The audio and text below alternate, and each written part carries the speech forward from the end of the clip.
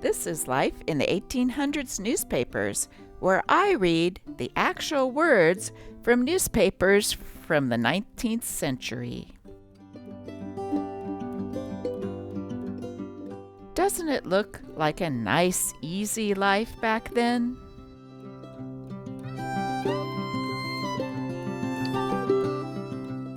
Having a picnic with your friends. Maybe do a little fishing.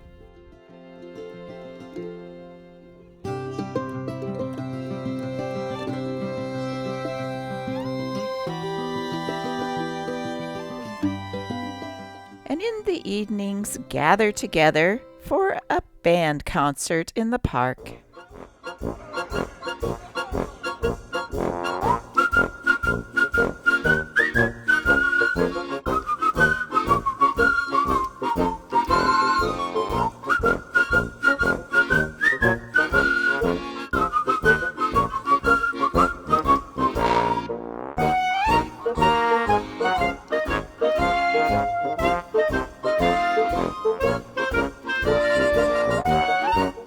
Today's newspaper is the San Diegan Sun from San Diego, California, dated Thursday evening, January 6, 1898.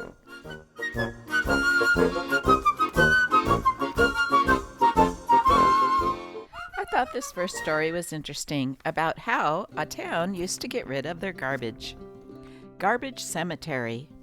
Commissioner Julian of the Board of Public Works left this afternoon for the spot where, according to the contract made yesterday, the city scavenger company will bury the city garbage for the next 30 days for a compensation of $275. The new garbage crematory, as it is called, is located on Pueblo Lot 243. The ground is flat and low there, and it will probably be very easy for the garbage men to dig trenches 6 feet deep and bury the garbage therein. But Mr. Julian says he is afraid if a careful watch is not kept, that the company will be very careless about the depth in a short time. He proposes to do his part toward making sure that the trenches are actually put down to the required depth. Of course, Dr. Nuthrup, City Health Officer, and the balance of the Board of Health are supposed to supervise the burying process, and President Romando suggests that if it is the design of the council to compel him to stand guard over the dead dogs and horses that may be buried out on that lonely spot, he will make a demand for a raise in pay. Won a Bet and a Bride. New Rochelle, New York, January 6th. The elopement and wedding of Miss Louise Wilkes of Portchester to Charles Massline was a result of a strange bet. A year ago, Massline, who is a great admirer of Fitzsimmons, wagered with a friend, an admirer of Corbett, that Lanky Bob would win. A provision was inserted that the winner of the bet should engage to be married before January 1st, 1898. After winning, Massline hustled, met Miss Wilkes, and the wedding was the result. What a way to win a bet. Hey, I found the footage of that fight, the 1897 bout between Fitzsimmons and Corbett. Take a look.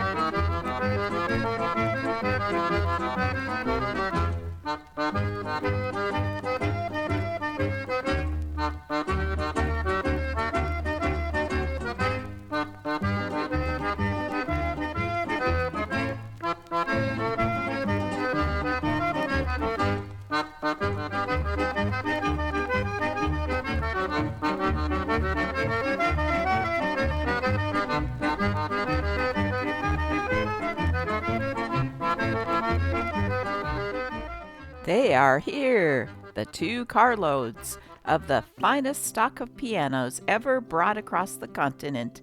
Remember, the piano is the musical charm of our social life and should be selected with great care. A piano selected for a home is supposed to last a lifetime, and you want the very best, obtainable, and no shop-worn goods. George J. Burkle.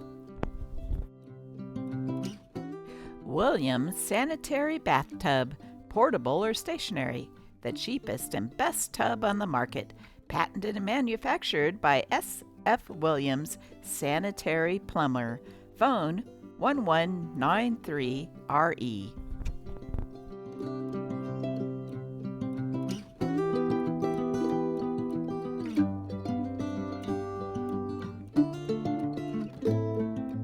Did you know they used to put in the local paper who is staying at the hotels? Here's one for the Hotel Brewster. R.M. Buckman from Chicago, W.A. Jackson, E.A. Brooke, W.C. Hunt, and J. Sunderland from Los Angeles, J.H. Beecher, Dr. Mary W. Moody, W.H. Danish and wife from San Francisco, A.C. Kennedy, Mrs. Pratt from New York, Hiram Powers from Buffalo, Cave J. Couts from St. Louis, W. McMillan from Boston, A. Day Ricky from Philadelphia, Val Demperth from Omaha, and Fred Peel from Coney Island. Hotel Brewster, San Diego, the most elegantly furnished and equipped hotel in Southern California, the only hotel in San Diego having a passenger and baggage elevator, strictly first class. Rates from $2.50 up. The classified ads had a whole column entitled Mediums. Madame Arndt, the great German fortune teller, can tell you the past and future. Magnetic cards will show you a picture of your future husband or wife and will tell your fortune from the cradle to the grave. She cures all diseases by sympathy. Your whole life is to her an open book. Office hours from 10 a.m. to 8 p.m. weekdays. Open Sundays 9 to 12.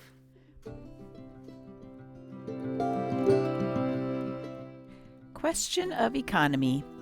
You have to pay $1 for a good seat at the theater. You could see as well if you had a good glass and a 50-cent seat. If you go to the theater once a week and save 50 cents for each time, you will, in the course of a season, save many dollars by buying a pair of opera glasses and taking a less expensive seat. We carry a complete line of the glasses, ranging in price from $2.50 and up. Flassig and Ernstein Jewelers, 915 5th Street, San Diego. Apparently, the talk of the town in San Diego on the day of this paper was about some palm trees. Those palm holes. City Engineer Capps, when seen on the curbstone in front of City Hall this morning, was a bit tired. "What do you fellows jump on me about those holes for?" was his first remark, instead of his usual morning greeting. Don't you know that I had those holes dug under the direction of Miss Kate Sessions, the florist? She said to dig the holes 4 feet across and 5 feet deep. I don't know anything about palm trees. That isn't my business, but I guess she ought to know what she's about.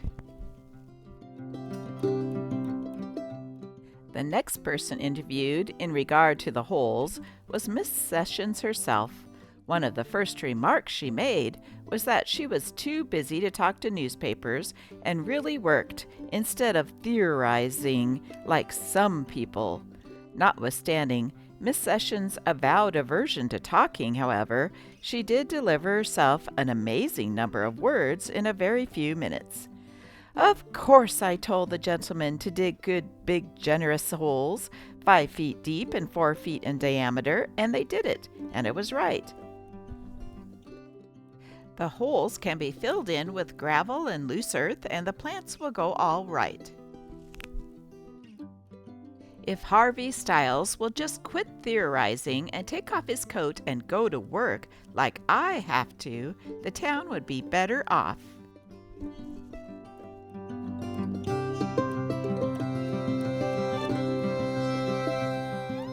The boys at the Indian school engaged in the annual jackrabbit hunt yesterday. At 8 o'clock, 200 of them, armed with short sticks, turned out and surrounded a circular area of about 2 acres. The circle of hunters rapidly grew smaller and more closely connected. Occasionally a rabbit would start up and try to break out of the death trap, but he would only shorten his life by a few minutes, for he was invariably laid low by a stick. The great killing happened when the hunters met in the center of the circle, and when the devastation was completed, 25 rabbits lay dead.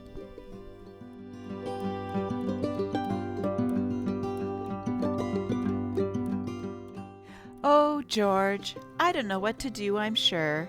Pa says he will never consent to my marrying a man as extravagant as you are. He says you never chew anything but that expensive Piper Heidsieck tobacco. Expensive? Well, the old man's behind the times. The size of the plug has been increased 40%. Piper Heidsieck is really the cheapest tobacco on the market. The new 5-cent piece of Piper Heidsieck plug tobacco, champagne flavor, besides being 40% larger than the old 5-cent piece. It is the best tobacco ever offered at any price, and the largest plug of choice tobacco ever offered for 5 cents.